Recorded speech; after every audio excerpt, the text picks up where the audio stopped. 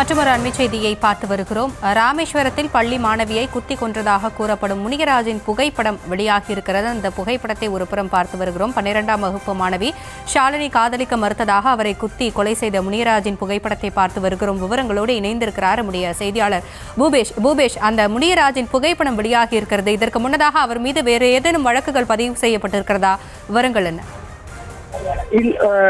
ராமநாதபுரம் மாவட்டம் ராமேஸ்வரம் பகுதியில் அந்த 12ஆம் வகுப்பு மாணவி ஷாலினி கொல்லப்பட்ட விவகாரம் தொடர்பாக தற்போது அந்த கொலையில் ஈடுபட்ட முனியராஜனுடைய புகைப்படமானது நிச்சயமாக நியூஸ்மில் வாயிலாக வெளியாகி இருக்கிறது. மேலும் அந்த முனியராஜ் மீது ஏற்கனவே அந்த பகுதியை சார்ந்த நபர்களிடமிருந்து சிறு சிறு அடியை ஈடுபடுவதை தவிர்த்து இது போன்ற மற்ற வழக்கு எதுவும் பெரிதாக இல்லை என்று முதற்கட்டமாக தெரிவிக்கிறது.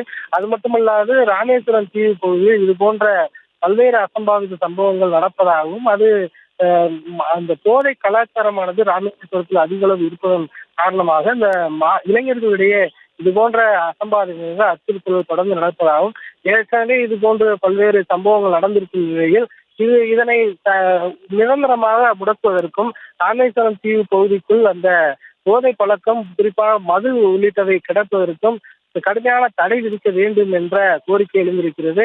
அந்த கொலை சம்பவத்தில் ஈடுபட்ட முனியராஜின் புகைப்படமானது தற்போது வெளியாகி இருக்கக்கூடிய சூழலில் தொடர்ச்சியாக மீது கடுமையான நடவடிக்கை எடுக்க வேண்டும் என வலியுறுத்தி அந்த உயிரிழந்த மாணவியினுடைய உறவினர்கள் ராமேஸ்வரம் தனுஷ்கோடி தேசிய நெடுஞ்சாலை போராட்டத்தில் ஈடுபட்டு வருவது குறிப்பிடத்தக்கது. விவரங்களுக்கு நன்றி பூபேஷ்.